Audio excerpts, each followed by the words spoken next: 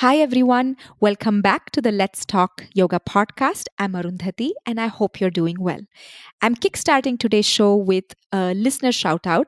Laura Rico left us a wonderful review on Apple Podcasts. She says, there are a lot of misconceptions about yoga, and Arundhati clearly and thoughtfully explores questions of interest to yoga teachers and yoga students of all levels. This is a new podcast, but the variety of subjects is intriguing and thought provoking, and the presentation is clear and accessible. Thank you so much, Laura. It always means a lot to me when listeners like you take the time and effort to leave us a review. In today's episode, I chat with Francesca Cervero.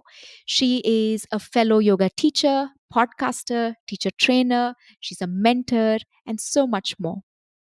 Her specialty is she teaches private yoga lessons not only to students, but she also runs a teacher training program that is centered around just the science of a private lesson, and she talks about it in today's podcast. During the pandemic, it's common knowledge right now, right, that yoga teachers are not getting to teach at studios. We're struggling to make our ends meet, and I think private yoga lessons, it's like a gold mine for a yoga teacher. If you can find a few private clients and have them come back to you regularly, it's a really viable option, not just during the pandemic but also post pandemic. Like whenever this whole thing gets over, it's not like yoga studios will be opening and inviting you back to teach right away. So I think just paying attention to the opportunity of teaching private yoga is really valuable for a new yoga teacher, specifically someone who doesn't have a following yet. You're still trying to get your career just started. I think this conversation is super valuable for you to listen to. So enjoy this episode, and I'll see you on the other side. Hi, my name is Arundhati, and you're listening to the Let's Talk Yoga podcast. I'm an ex Bollywood dancer turned yoga and wellness educator. I've built a six-figure business as an immigrant, woman of color yoga teacher with no business background, no handstands, pure instinct, and the free information found on Google. If you love doing yoga and you dream of teaching it someday, this podcast is for you. We go over everything from doing and teaching yoga to scaling a small business, living a modern yoga lifestyle, and so much more. You'll find interesting, fun, raw conversations along with some tips, tricks, strategies, and insights in this podcast. So grab your cup of chai and let's jump in. Hi, Francesca. Welcome to the Let's Talk Yoga podcast. I'm so excited to be talking to you today. Hi, Arun. Thanks so much for having me. I'm thrilled to be here. So, for anyone listening, right, who doesn't know what you do, can you tell us a little more about what brought you to yoga? Sure. I started practicing yoga when I was relatively young. I was a dancer. I was in a conservatory sort of professional dance program. That's where I went to college. And I started practicing yoga when I was 19 there and was sort of engaged in planning out a dance career, and at the same time knowing that I had to do something to support myself financially besides, dancing is a very hard way to make a living, especially as a new young dancer. So I needed like a side gig basically. And I'd worked in restaurants. It's really so hard on the body. It's hard on you emotionally. And I didn't want to work in a restaurant. And I'd been becoming more and more sort of engaged in my yoga practice and was falling more in love with it. It had really drastically changed my relationship with myself in a very profound way. And I saw the potential benefits that it had for healing and for really liberating everyone, all beings. And I felt really inspired by that. And so decided that that was something I wanted to do alongside working to build a dance career, that I thought I would support myself as a yoga teacher. So I did my first 200-hour yoga teacher training the summer of 2005. And I thought that then I would just graduate my 200-hour teacher training and be supporting myself in New York City, like teaching yoga full time. this is what happens when you're 22 and you don't know any better. Like, I didn't realize that supporting yourself as a yoga teacher is really not any easier than supporting yourself as a professional dancer.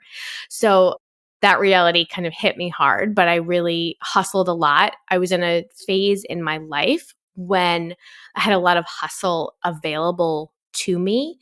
I didn't have anybody else I was responsible for taking care of. I didn't have a mortgage. I didn't have a pet. I didn't have a car. I didn't have a bike. I had a bunch of roommates. So I could really, even though I was in such an expensive city, I had, relatively speaking, certainly compared to now, like a low cost of living. And so I was able to get enough work teaching relatively quickly that I was able to support myself full time with yoga teaching while I was auditioning and working on becoming a dancer. So that was sort of my entry in.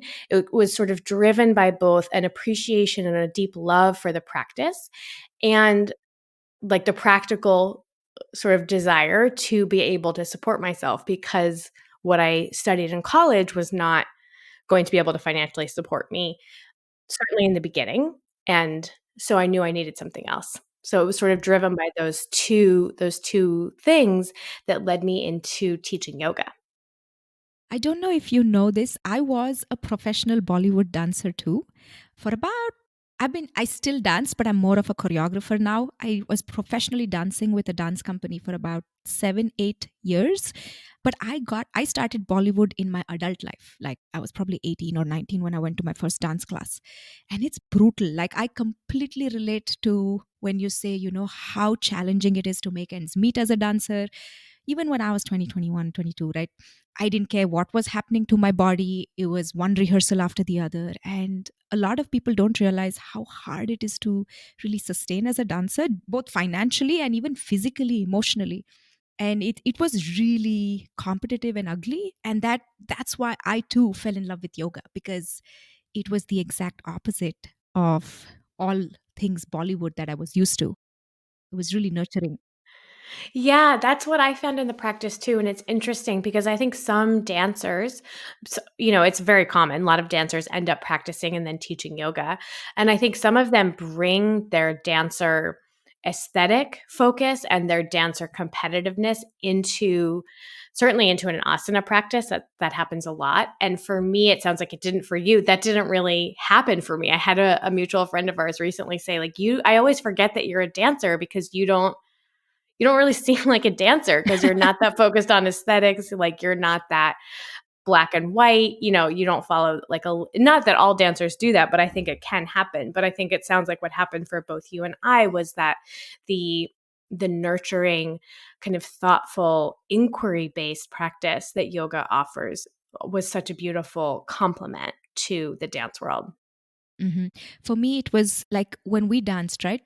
We were always competing with each other. We were competing with ourselves. You had to be like even better tomorrow. Nobody could be better than you. It was very ego driven, I think. I mean, I enjoyed it, but it was also very ego driven. And my one of my main yoga teachers, when I first started learning yoga, he was kind, he was compassionate. For the first time in my life, I heard someone say, you're tired, you're having a tough day, back off, sit in child's pose for the whole practice if you want to.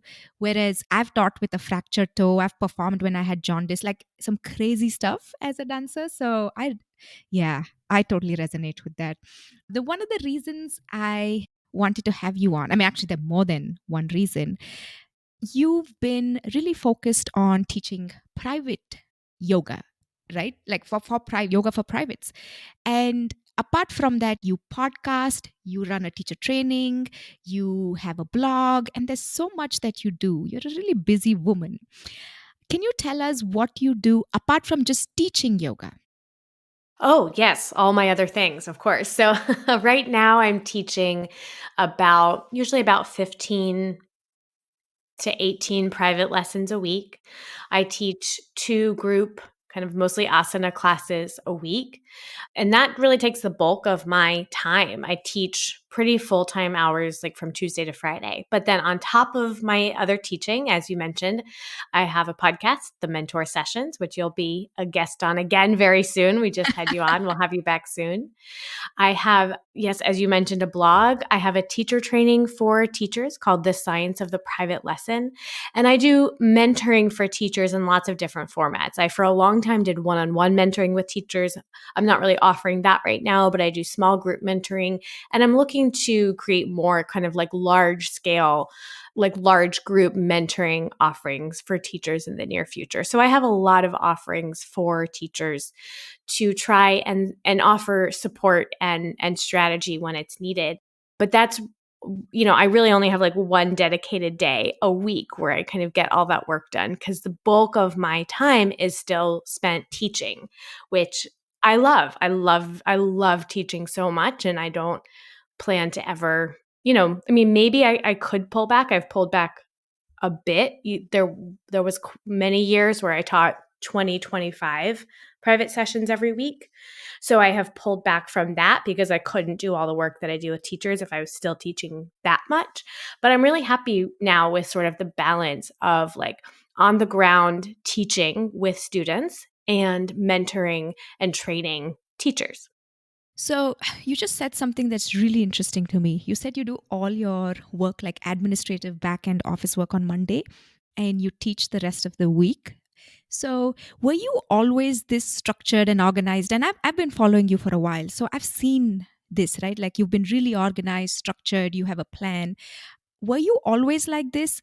What were your early days like? And did you do anything specific to really grow in terms of your teaching and the back end stuff?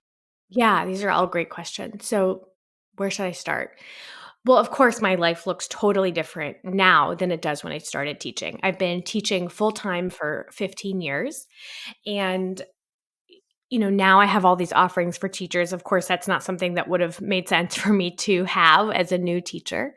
I do think that I have a natural tendency towards creating structure for myself, but I don't ever really have much of a super long-term plan. I don't really believe in like 5-year plans because I just think like so much is going to happen and so much is going to change that you can't imagine and you can't control. It's like a waste of time, to make a 5-year plan. But what I always have done is had like a sort of more like long 20, 30, 40-year arc, and in terms of like a vision for what I'd like my life to look like and what I'd like to be able to offer with my life. That's something that I've always had, like a very sort of high level North Star. So that's something that I've always had. And then beyond that, I make plans maybe 6 months out, maybe a year out. So I didn't have like a formal business plan. When I started, as I mentioned, I was just hustling to pay rent and to get experience teaching. So when I first started teaching, I taught, early in the morning. I took any gig I could get. I had no other choice. So I took, so I taught early in the morning. I taught 7 a.m., like probably 5 days a week, 6 days a week. I taught for the first bunch of years, I taught at night as well. So I taught at 7 p.m., 8 p.m. I Saturdays. I usually did try to give myself Sundays off. But what really helped me in those early years was knowing what I wanted my teaching and work schedule to look like. I knew that I wanted some kind of traditional like 9 to 5 work schedule because I wanted to work when other people were working and I wanted to be off when other people were off. So, even though I started teaching at 7 a.m. and 7 p.m., I kind of knew what I was working towards. So, as I started to be able to find classes and find private clients that I could teach more in the middle of the day, the first thing that I cut from my teaching schedule were nights. And then I continued to be able to fill in my schedule in the middle of the day, and then the next thing I cut was Saturdays. So but that took years. Okay, so I started teaching in 2005. I know that I cut my last night class probably in 2008, and then cut my last Saturday class Probably soon after that, because by then I was teaching a ton of private clients, and so I was able to kind of, like, tighten up my schedule a little bit. But that took many years of hustle, and one thing I like to talk about when I talk about my early journey is to really note that I was in a position in a season where I really had the capacity to hustle. And so if teachers are working on building a career at a different phase in their life, maybe they have kids or, partner or pets or just like more responsibility than I happen to have at that phase. It's not that they can't build a really thriving teaching career. It just might take a little more time because if you don't, you can't have more energy for hustle than you have. And just we're all in different seasons. And so I just like to acknowledge the privilege that I had of being in a season where I had access to a huge amount of hustle, if that makes sense. So No, it totally that's makes what it was sense. like the first like bunch of years. And like I said, I never had like some 5-year plan or like I never really had a business plan. But what I did was continue to be an inquiry about what was interesting and what was needed. And that eventually led me down the path that I'm on now. That's wonderful. I think what you said is so important for teachers to realize, right? Like when you start teaching, you've really got to, it takes a little while to figure it out. And one of the main things I tell my teacher trainees is before you even graduate, decide how much time you will dedicate to setting yourself up as a yoga teacher. And that can change with time and your circumstance and all of that. But you can't say, I'm going to graduate and I'm going to teach just once a week or 10 times a week. Does your life allow it? If you have a 9 to 5 job and you have young kids at home and other responsibilities, maybe you need to start slightly slower. Or if you have all your days and time available, maybe you've got more capacity, and but do you want to do it? So I think that's really important for yoga teachers to know. And side note, I don't have a formal business plan either. I somehow don't believe in it. And this 5-year thing for yoga teachers, just it's not something I personally think is really relevant because things change for us teachers really quickly. So yeah, thank you for that. So speaking of privates, right? You said you started replacing late nights and early mornings at the studio with more privates. So, what are some of the benefits if there is a yoga teacher who's listening, who's been teaching at a studio for years, and now suddenly because of the pandemic, the studio can no longer have these teachers on schedule? And what are some of the benefits of shifting focus to teaching private yoga classes or private yoga clients? So many benefits. I mean, very practically speaking, a private lesson is will cost the student more than a group class. And for most teachers, it's a much higher paying gig. So that's just like it just is more money. It's like a luxury item. It's not, it's a very customized experience. So it is more expensive than a group class and the teacher will get paid better. But beyond that, I think there's so many other that's sort of the benefit that everybody can think of right away, but I think there's actually a lot of other benefits. And the primary one that I would point towards is that teaching private students is an incredible way to learn about people, about yoga, about asana, about the human body, about the way all of those things interrelate and about how like every limb from yoga is going to impact and be applied drastically differently person to person. And you really learn that when you're teaching private clients because maybe, you had great success teaching one student trikonasana in this specific way and it doesn't work at all for another student. It's just a very in your face practical way to learn. We may be able to say to each other and to ourselves, yes, every body is different. Everybody needs sort of a different application of the tools of yoga, but it's one thing to say that and it's another thing to like be in like the deep experience of it when you have one person sitting in front of you saying like I don't understand or like that doesn't work or that doesn't make sense or that hurts, right? You have to really figure out how to take the tools, how to take the poses and apply them in a way that's uniquely useful And it is the most incredible training and the most incredible teaching to be in deep inquiry with a student, to co-create with a student a practice that is of benefit. It's just amazing. Like, you just learn so much. And so I think that's a huge benefit for teachers. I have this teacher training called The Science of the Private Lesson that really gives teachers tools to be able to do what I'm talking about now, to be an inquiry rather than to be like handing down information from the top down to our students, but to be curious about what's happening and to be discerning about the best way to use the tools. And everybody always says that it changes the way they teach their group classes too, because it's a way of teaching that I think, really have to do when you teach private clients if you want to do it well, but that you can do when you teach larger groups as well. So I just think like teaching private clients is just like, it'll make you get to know your own teaching and your own understanding of the teaching in this incredibly like beautiful and potent way. Mm-hmm. It's like a very intimate exploration of your own teaching journey, right? In many ways, there's one person looking at you in the eye. In a group class, sometimes it's easier to get away with not having all the answers because there are so many people, and it's hard to cater to every single person in the room.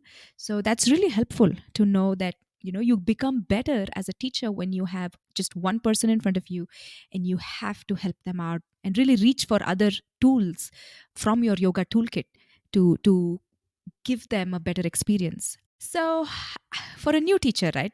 And even for an experienced one, the hardest part of this journey, in many ways, after graduating, is finding new clients.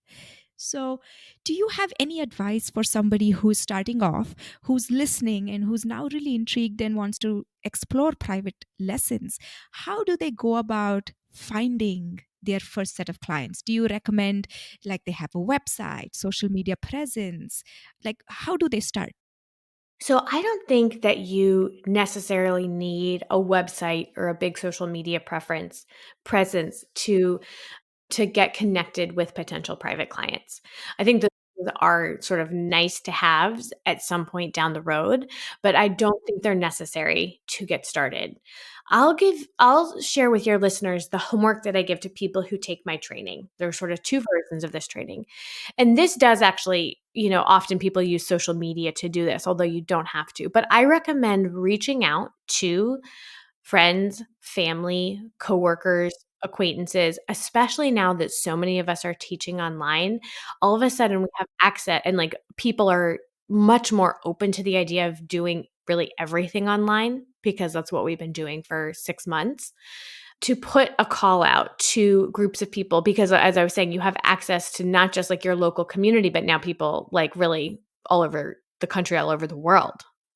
I had a person who was a group class student for years who moved away actually to Washington State, not where you live, but to Washington State. And she reached back out to me when the pandemic hit. And she said, I saw on social media that you're teaching your private students online. I would love to do online private lessons with you.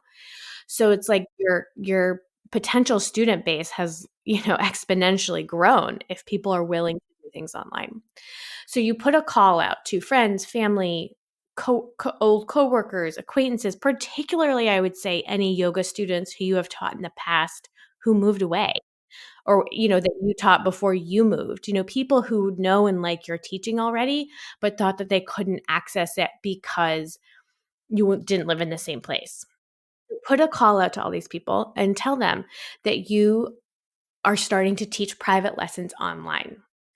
And then offer people, and this is not something I would normally suggest. This is like a very special, if you really need new clients and you want new clients fast, this is how I recommend you get them. I don't recommend you do this more than once. But the recommendation is to offer a package of a certain number of classes at a really steep discount. So what we do when people take my training online, the training runs usually for 12 weeks, is we have people put out this call They sometimes do it on social media. They sometimes just like send a text to friends or send out an email to old coworkers. And they say, I'm taking this online training where I'm going to learn, how to work one-on-one with students. And I need people to practice with. So I am offering a package of 12. We usually do like 10 or 12 private lessons at 50% off. So it's a huge, huge discount, and it makes it much easier for people to say yes because they know they're getting such a great deal. This is beneficial for a bunch of reasons. One is, as a teacher, you get someone committed for a really nice long chunk of time. It's really hard to learn much about a student or to teach them in a way that's deeply meaningful if you teach them once or twice. Really, in those first couple sessions, you're just learning about them, right? So another benefit then is that they know the full price of a session and they know they're getting a good deal. So the idea for this came from a student who was in my online training the first time I taught it, probably 5 years ago. She wasn't teaching any private clients at the time, and this was all her idea.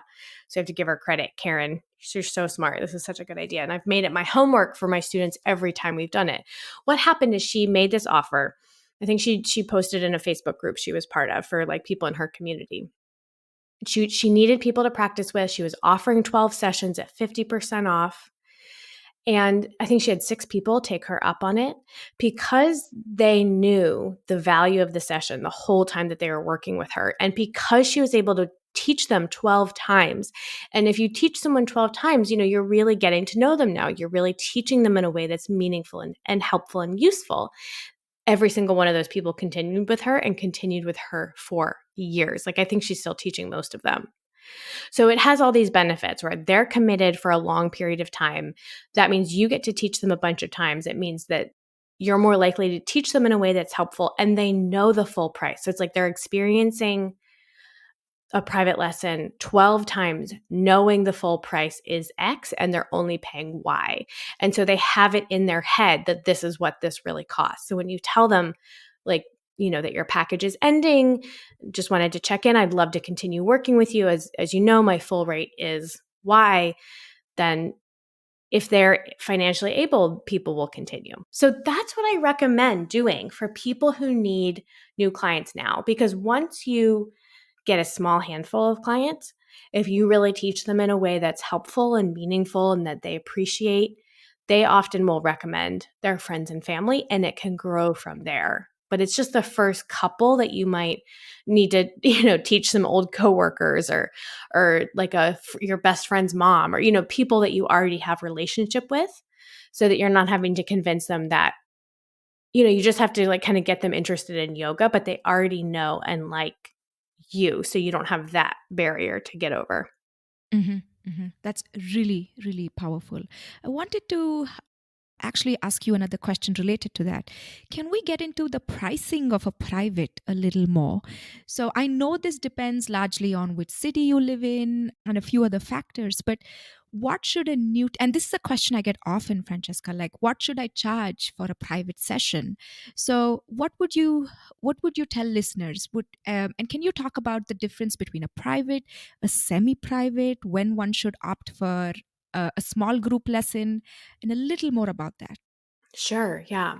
So what I recommend people do is just do some market research about what one-on-one wellness sessions cost in your area, because cost of living and makes like just, here in the United States, there's just like unbelievably wild differences between like the cost of living in Seattle or Washington D.C. where you and I are versus like a small town somewhere, right? So it's hard to like actually give a number, but I think that almost anywhere there will be some kind of one-on-one wellness services.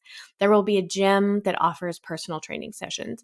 There will be a chiropractor who sees sessions, privately. There'll be acupuncture, there'll be therapists, there'll be something, even if there's no one else teaching private yoga.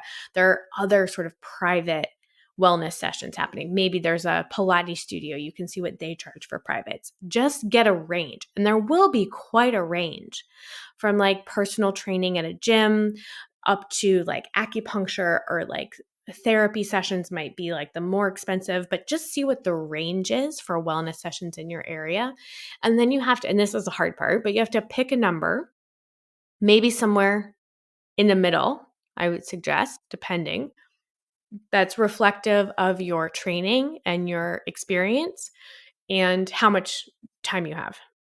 So it's kind of a formula that you just have to take all those things into account. But if you know what, like, one-on-one wellness sessions cost in your area, that'll give you a good frame of reference to start. That makes sense? That makes total sense. And, that's something I did when I moved from India about almost 8 years now. And I was starting to set up my own classes, my own practice here to teach. The first thing I did was I checked out every local studio's website that I could, and I was looking at their class schedule just to see, right? Like in India, people wake up and do yoga at 5 a.m., 5:30. My class was at 5:30 a.m. There's no way in winter I'm going to wake up or teach at 5:30 a.m. So looked at the website, the schedule, the prices, and that's how honestly even I started just piecing things together. So that's really helpful, and it's actually simple to do. I just don't think a lot of teachers realize that that's the way you get to your price point. I was talking to a brand new teacher, like not even brand new. She's been teaching for a couple of years, but she moved to the States recently. And she was charging like, I forget, about 25 or $30 for a private. And she was already thinking that was expensive. And when we did a session together, and I was like, the first thing you've got to do is at least double and a little more of that, because this is your time, your skill, and there's so much planning that goes into it. 25, $30 is you're going closer to group rate and small group lessons pricing. So that's really helpful. I'm glad you shared that. Yeah, for sure. And you asked about small group as well. I didn't address that. But what I love teaching people one-on-one.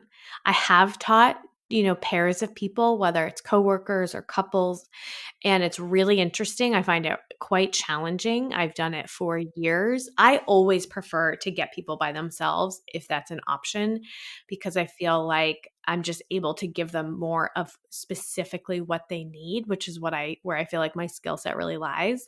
When you teach two people together, then you're having to balance those needs, it's an interesting challenge in its own, but it's not my favorite challenge. Megan Spears, who's a colleague and friend of mine, who took my training many years ago, she loves the challenge of teaching two people together. For her, it's really fun. And again, it's not that I don't like it; it's just that it's not my favorite challenge. So I would always like try to get people to do privates if that was an option for them. But if it's not, or if it's something that they really want to practice together, then I'm more than happy to. And I just recommend that teachers make it about 50% more than teaching one person. That's how I come up with that pricing. Yeah. 50% more. All right. That's helpful. That's really, really helpful. I don't know if you've noticed this, but a lot of new teachers, at least the ones I've met, they hesitate to charge a high price initially because they feel like they're learning, they're so new. And I always remind them, like, on day one, would a doctor say, "Hey, I'm new, so I'm going to give you a free consult?" Or would a physical therapist say, this is like the first month of me doing this, free therapy for you today? So I just try to remind them that you might be apprehensive, but you still got to charge that price and work towards creating that experience. Yeah, absolutely. I mean, it's like we live in a capitalist society. And so to some extent, the market decides like how much things cost. And like one-on-one services are not cheap. And I think, given the system that we live in, that makes sense. Yeah, yeah. So let's talk about the other side for a moment, right? As a teacher, what's the setup cost or what's involved in setting up for a private lesson?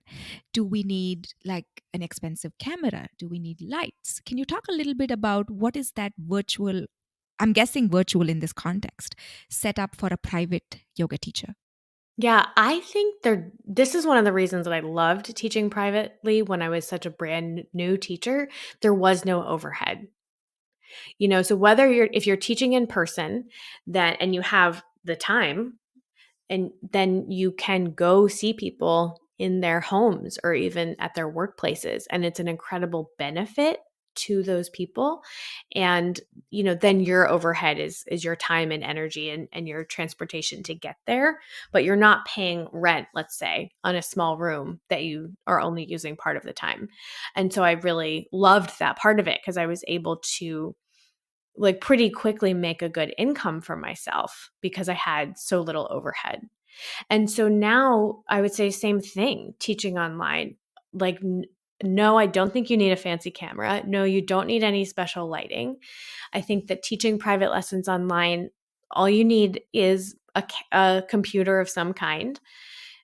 The newer the computer is, like, the better the camera and the screen will be, but it's not a huge deal. I taught for the first 6 months of the pandemic on a 6-year-old kind of small laptop, and it was totally fine. It was totally not, it was fine. It worked absolutely fine. You do want there to be nice lighting on your face, but it doesn't have to be like a professional lighting setup. I just got a bunch of lamps, like random old ugly kind of like crooked lamps, and from around my house, and put them behind my computer so they were shining on my face, because I teach in my basement and there's no natural light down there. But I think you need what you do need is like pretty good fast internet.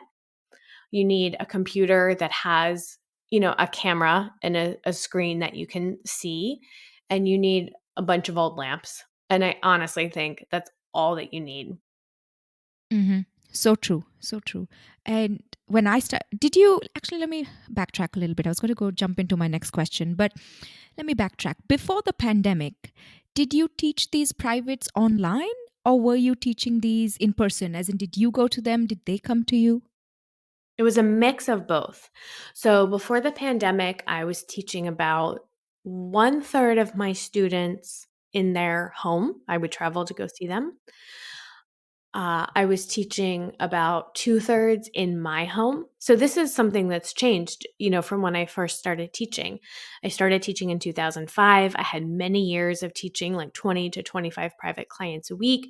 And at that time, I was in New York City. And so I had nowhere nice to bring students. And so I traveled to see all of them in their homes and in their workplaces. I moved to the Washington, D.C. area in 2015, and I moved into a little house, a little townhouse.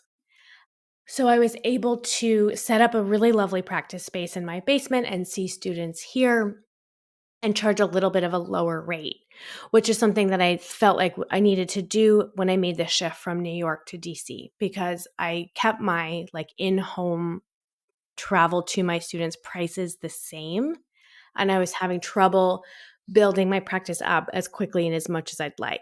So I wanted to be able to charge a lower rate, but I didn't want to charge a lower rate for the same offer. So when we moved into this little house and I had this practice space set up, I decided that I would see clients here and charge a little bit less. So I saw a bulk of my clients here in my home. I was traveling to see other of my clients, and I had one client that I taught online. She is someone who I taught in person for many years, and then she moved to California. And when she first moved, I helped her find a yoga studio to practice at, to find a teacher, and that was all going really well. But after about 6 months, she reached back out to me and she said, nobody knows my body like you do, and I'm having this weird thing in my hip, and I would just love to meet with you once online. Like, are you open to it? I was not sure that it would work, but I was like, yeah, let's meet and chat and see what we think. And it went so well that we met every week online for years after that. And that's why when the pandemic happened, I knew that I had to stop teaching in person, but it would be okay, because teaching online had been going so well with this other student. I knew it could work. Nice. That's awesome. I just want to clarify one thing. So, if somebody is coming to your home or wherever you're teaching, that's one price point. If you are online only, that's another price point. And if you are traveling to somebody else's home, then that's a higher price point, correct? Basically, yes, but I actually charge the same for online private lessons as I did for when people came here. Fair enough. Okay. Okay. I just wanted to make that clear to anybody listening because you've got to calculate the time and the effort and energy it takes to get to somebody's house or wherever you're teaching them. Yeah. So, couple of questions for the teacher here, okay? How many private lessons should a teacher teach? Is there a maximum? Because it takes a lot of energy to set one up. And added to that question, what are some of the downsides, if any, for teaching a private for being a private yoga teacher? I think that how many lessons you teach a week really is totally determined by, that's a very personal thing, right? It's determined by your energy level, by your season of life, by your other commitments and your other work. I taught for many years 25 private sessions a week, which like sometimes people really balk at. That's a lot. Yeah. Yeah. Yeah. Like you should see my face. Like, I'm like, that's a lot. It was a Yeah. lot. A few things in my life at the time made that really doable. One is, like I said, I didn't have, like, any other real responsibilities.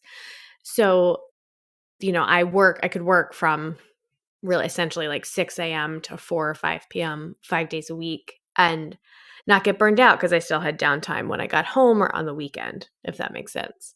The other thing is at that time, and this is different now, but at that time, I was seeing almost all of my clients twice a week. So I wasn't seeing 25 people. I was seeing maybe 10 or 15 people, but I saw many of them, most of them probably twice a week, Monday, Wednesday, or Tuesday, Thursday, or Monday, Friday, something like that. Now I'm teaching, like I said, about probably 15 to 18 a week. And I teach two people twice a week, but everybody else is once a week. And then I have a few clients who I see like once a month. So I think teaching somebody twice in a week for me at that time, it was not like an intense amount of energy out because I wasn't having 25 different relationships. I was having 10 or 15 relationships, and that they were just like going deeper and deeper as I saw people, more frequently and for a long period of time. I think, yeah, but I think how much people teach is very much up to them. I know that I really loved teaching 25 private clients a week for as long as I did. The only reason I stopped is because of all the offerings I created for teachers. I needed to make space for that. But if I wasn't doing that, I would probably be teaching like upwards of 20 sessions a week. Okay. Got it. I mean, I knew there wasn't like this magic number, but I just wanted to bring that in because it really depends on the age and the life stage of that teacher. It depends on how much they need the income from those yoga lessons. So I'm glad you clarified that. A couple of questions here. What are some of the non-negotiables, like for example, I'm referring to things like the liability, the insurance, the cancellation policy. What are some of the things that yoga teachers who are starting their first few privates need to keep in mind? Yeah, I think you mentioned two of the most important. Liability insurance is an important thing to have. It's usually quite easy to get and it's usually not that expensive. I think mine is less than $200 a year. So that goes a long way. It's a good just cover your bases thing to have. And as you mentioned, a cancellation policy. This I feel really strongly about. 24-hour cancellation policy. That means that a student has to cancel their lesson or reschedule their lesson more than 24 hours in advance of the start time to avoid losing or paying for the session. This is not as punishment at all. This is not to be mean, but it's to do a few things. Surface level, it protects you, the teacher, and your time and your business and your finances. Because if people are constantly canceling at the last minute, and you've already turned down other work, that's a really big problem. Then you lose out on money if you don't charge them. So that's sort of the surface level reason. I also think there's a deeper reason, which is I always say that the depth of the work that's possible in a private teacher student relationship is directly impacted by the strength of the boundaries that hold the container of the relationship. So, if there are, and this is something that's a big issue for a lot of yoga teachers in private lessons, if there are wishy washy boundaries, if class is supposed to start at 10, but you actually chat for 20 minutes. And so then you teach from 10:20 to 11:20, or if you feel like, oh, we're kind of more like friends now, that etc., which is something that's not uncommon. It's a natural sort of feeling to have, but I would encourage, if teachers are having that feeling, for them to really investigate it. I think it's very important to stay aware of the teacher student relationship and to keep it as such. Because if you veer off into feeling more like friends than teacher student, you will not be able to be as good a teacher for them because the relationship has changed. Now you're friends. That's a different thing. So I think it's extremely important to maintain the teacher student relationship so that you can be of support, so that you can be of help, so that you can really be their teacher in a deep way, which is a very specific kind of relationship. And so one of the ways that you really maintain those clear boundaries is having a lot of clarity around the boundaries of money and of time. So we start on time, we end on time. 24-hour late cancel policy that you really have to adhere to. I think those are some of the most important things for a private yoga teacher. Absolutely. It's having your boundaries from day one. Even if you teach just one client, is really important, because when you're teaching like 50 clients, it becomes easier because you've already set these systems up at the start. I'll tell you a funny story. This is not a private lesson, but I had a client who bought, not even a client, this new student who bought a 10 pack or something, never used it, came back 2.5 years later and said, I want to redeem it. And lucky for me, I was like, here's what you've signed. Here's the cancellation policy. I mean, the expiration date. This is 2.5 years later. I'm sorry, we cannot honor it. Yeah. So it's really important for teachers to just have that. And one of my dance teachers had said this years ago. I am friendly, but I am not your friend, while explaining professional boundaries. And just it reminded me of that. So helpful. I'm so glad you shared that. So Francesca, any advice for new yoga teachers? Yes, lots. The most important thing though, I think, is to keep is your focus on your craft and on teaching and on yoga and on the depth of the practice and on the roots of the tradition. Because I think in our world now, there is so much emphasis on the visual representation of our work, whether that's in social media or website or marketing in general. And there's, like a big push now, I think, or there's a lot of talk about teachers getting all of those things like kind of created before they've really even started teaching. And I would really encourage teachers to, especially when you're just getting started, to keep your focus on the teaching. Do whatever you need to do to get teaching gigs.